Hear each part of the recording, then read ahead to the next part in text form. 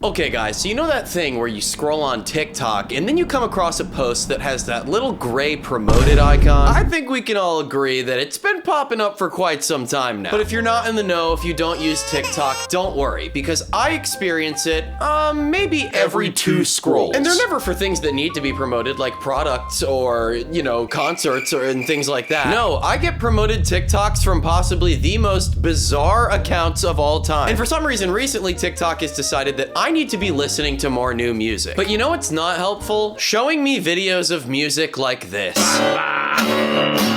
So if you haven't buckled in already, then buckle in, because today we're putting on our headphones and for the very first time, I'm going to become a music review channel. Okay, so I've been collecting these videos over the past couple weeks, and I've managed to find 11 videos. And just so you guys know, these snippets that I found range anywhere from 13 seconds to 4 minutes. All right, run it up. This is dedicated to all our amazing police officers and the cross they carry for protecting us, and our military who protect us and sacrifice for us every day of our lives. Wow, that was a packed opener. So this one goes out to the police, okay? It goes out to the police and the military. And I get it, it's thanking them for protecting us, us. It sounds a little bit like, he's got an issue here. Now, I don't really know what this song is gonna end up being about, but I have a weird feeling that it's not gonna really have anything to do with the police or the military. Here we go.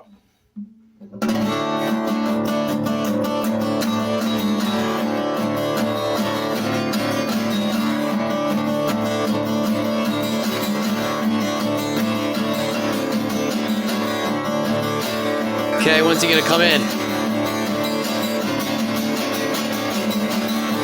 He still hasn't come in yet.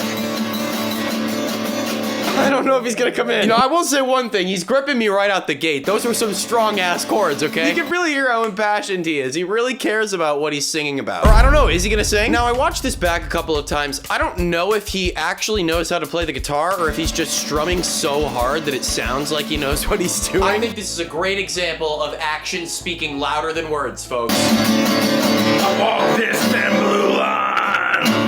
Now, I will say, his opening line, it's pretty thought-provoking. I walk this thin blue line. It's like an internal struggle with being a cop. Sometimes you gotta ask yourself, am I a cop? Or do I really just like shooting guns? I sacrifice my life. Warrior freedom. I think the line that he just said goes, attacker fights my life. Warrior freedom. What does that mean? Okay, so unfortunately, I don't think it's warrior freedom. I think it's for your freedom. Why isn't it warrior freedom? But gosh, I wouldn't have had to listen to that over and over again if I could hear a single word he was saying. He is playing that guitar so loudly. This is the first guy on the planet who's discovered how to make his guitar scream. Actually, let's see if I can do that. Let's see if I can play the guitar so loud that you can't hear me speaking. So, tell me if you can hear me right now. I don't know if you'll be able to. Let me know. Did it work? Am I just as talented as him?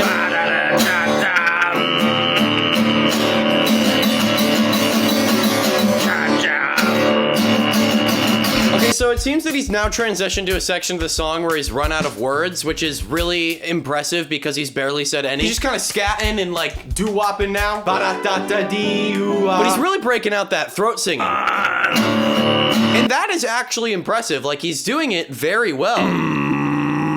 It's also now at this point that I'm gonna let you know that I've listened to the entire song now, and it was 4 minutes long. Yep, that was the one I was talking about at the beginning. It wasn't an exaggeration. But I'll also have you know that the only words that he says in this song are, I walk this thin blue line between good and evil, I carry this cross for you, ba-da-doo-da-dee-da-do, and that weird warrior attack line. That's it. He repeats it for 4 minutes. So in my analysis, here's what I think. I think the guy's fucking crazy. This is the type of art you make after getting off of your shift at Home Depot, grabbing a sandwich and a 40, and just kind of, letting nature take its course. I bet it's cross for you.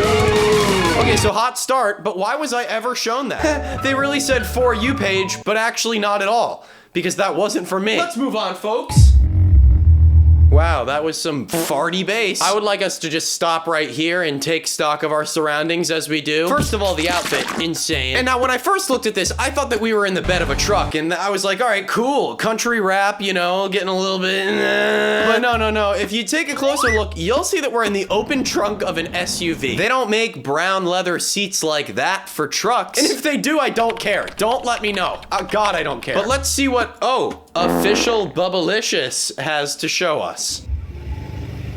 Wakey, wakey, eggs and bakey, gotta get straight to the cake. So first of all, why are you speaking like that? Now, if I may say, you and me both know, that's not how you speak. It's offensive. Shut up. No, look, I'm not an expert, but I'm pretty sure that by a societal standard, wakey, wakey, eggs and bakey has been, you know, banned in songwriting. When a beat like this drops, you don't expect to hear wakey, wakey, eggs and bakey. No, you'd expect to hear something like, I just committed infidelity against my partner, and now I'm gonna go purchase a firearm. Hey, wait, do you guys think Machine Gun Kelly has actually ever held a gun? Be mad, but it ain't faze me talking. Cannot erase me. Okay, why would you sing the clean version of your song as if any children are gonna see this video and say, download! The first line of your song is wakey, wakey, eggs and bakey. You censored it yourself. I mean, come on, she could have at least gone for like the corny talking, shh, they can't, no! No, but she just fully stopped herself. So, it's her fault. It's been so sick, I disgust myself. Couldn't be me, claim you top shelf. Now I'm finna pop out like Alakazam.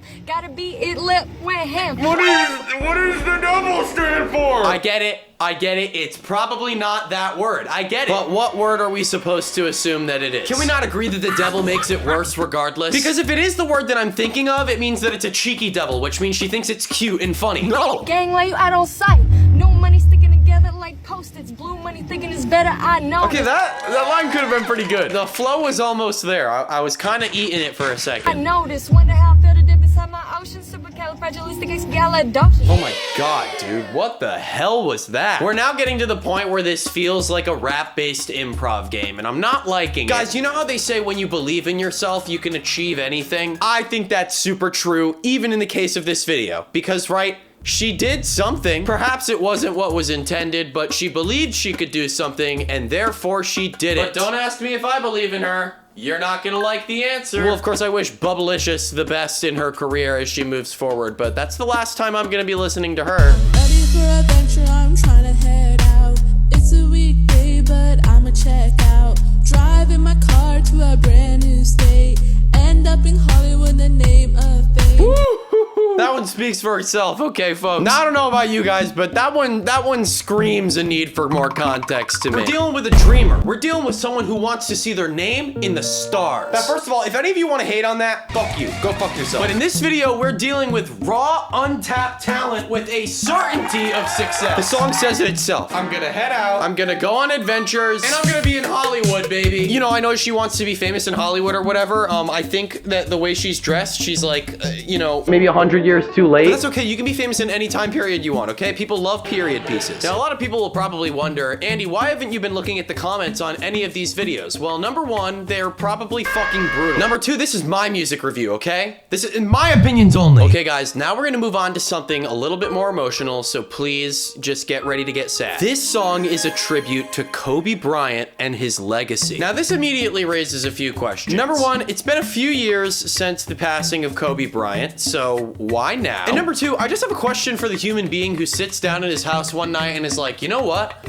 I'm gonna be the one. I'm gonna be the person to write a song about Kobe Bryant's legacy. Okay, guys, let's do this. Let's get sad. Playing ball with my dad on the free throw line, chilling for the three, and Pippin for the tie. I love the little basketball references. I think it kind of goes without saying that objectively, it's not a bad song. You know, the guy knows what he's doing. He can play the guitar. He can sing a little bit. What's so striking to me about this, though, is that it sounds exactly like a basketball musical. Like, he makes subtle references like shooting from the free throw line. And he talks about like Scottie Pippen and stuff. And I feel like those specific mentions are so characteristic of musical writing. Shoot the ball.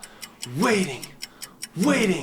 Score! And then you changed the game that night when you came into my life. It sounds like he's in love with Kobe. Not that there's anything wrong with that. I mean, parasocial relationships, those are kind of weird, but now he wants to fuck Kobe Bryant. Now, I don't know if you guys have picked up on this, but you should have because it's so clear. There's a little bit of dialogue going on at the top where he's talking about his life. He said, I sold CDs out on the streets of LA Live where the Lakers played at the Staples Center. 1 month, I had a quarter to my name and I couldn't pay rent, let alone eat. So I asked myself, what would Kobe do? I don't know, man. Play a basketball game and get a couple $1,000,000 bucks. It kind of makes you think about that classic motivational phrase. We pick this one person to idolize and we're like, what would blank do? Like when you're using that phrase for an athlete, it's like, yeah, athletes, they're hard, they're determined, they definitely do something inspiring. But also like, no, because really they want you to think athletes are like, you know, that was a hard loss today, so I went home and I regrouped, did 500 reps of chest press, had some raw chicken bites with a little bit of salt, and I went to sleep for 13 hours. No, but in reality, it's probably just like, I went home and I made myself a peanut butter sandwich and I got in bed and jacked off. I mean, don't get me wrong, Kobe was a very successful and inspirational guy, but he definitely went home and made a sandwich and, you know, at some point. You said play the long game, dream of something. I was your biggest fan. Oh, your biggest fan? I really thought that this was supposed to be like from the perspective of like someone in Kobe's family. I don't really know why I thought that. No, but I guess it's just this guy looking up to Kobe Bryant in childlike wonder. It's pretty sweet. This next song kind of brings us into the whole mental health music field, which has been pretty big on TikTok recently. Big does not mean good. No, in fact, this mental health music has been incredibly appropriative and almost always misses the mark in terms of what it's trying to say. This is because most of the quote-unquote mental health music is written by people who don't experience real mental health issues. And I know that's a really heavy generalization to make without actually knowing a person, but by the things that they put out, it becomes pretty fucking clear.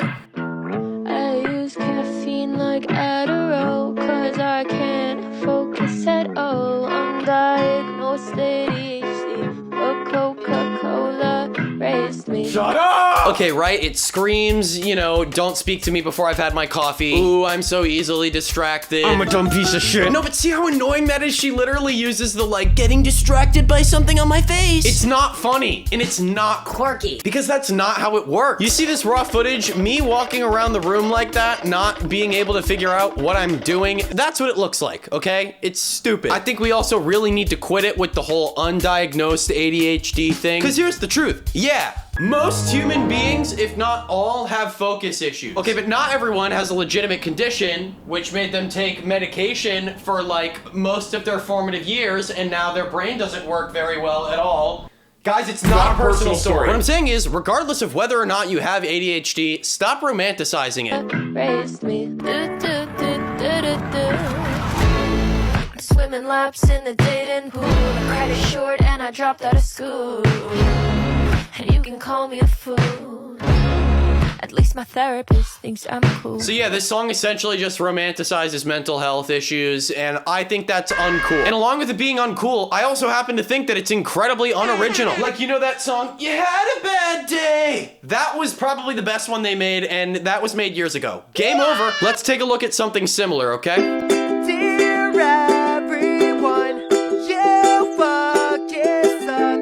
I've had enough. I don't care. I don't care. You know what the most concerning thing about this to me is? It makes Machine Gun Kelly look talented, and that's a problem. I think this guy kind of just sums up everything that TikTok has done to humanity. You know, whenever I see a song like this that's so aggressive in who it's talking about, it makes me wonder, are you the villain? You know, I feel like when we listen to whiny music like this, it's all about like, oh, feeling empathetic for the singer, like, oh, it's okay, I'll kiss you, you're sexy. No, but what if this guy like stabbed people and like spit on them and also called his friends like slurs and stuff? He's like, you fucking suck. You fucking suck.